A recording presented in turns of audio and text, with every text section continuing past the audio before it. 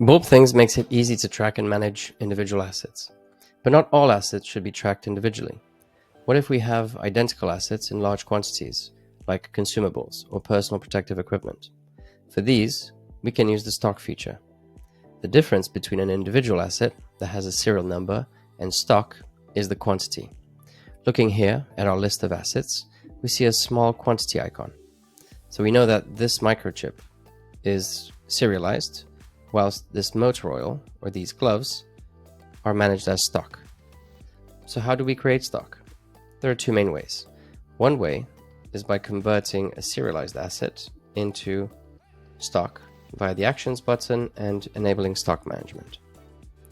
We'll see that the quantity appears, we can edit this, and the stock management tab has also appeared as well. Similarly, we can disable stock management when we need to.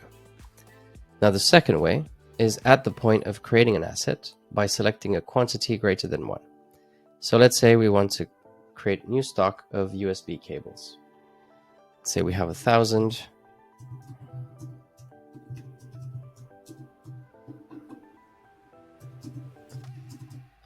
And at this point we can assign it to a person or to a location, or we can just create it as is. Quick thing we can do is choose a picture so it looks nicer, and the first thing we can notice is that our stock is unassigned because we didn't select the location from the very beginning. So what we can do now is assign it to a location, and let's say we want to split it across 3 different locations: Ballymena site,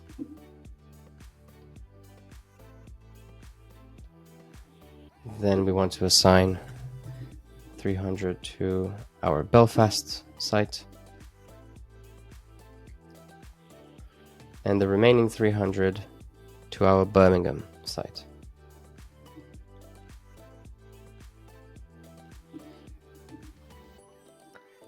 Now another thing we can do is adjust quantity, create transfers, and set alerts.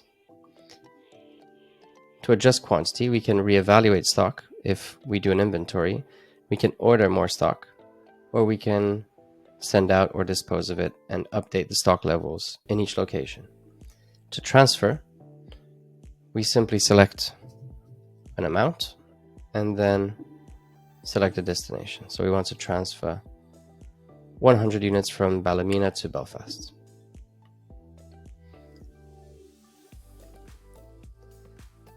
And then finally, let's say we want to set an alert for when the stock reaches 10 units in the Ballymena site. This way we'll be notified and we can order more. One thing to note is that transfers are recorded as stock movements.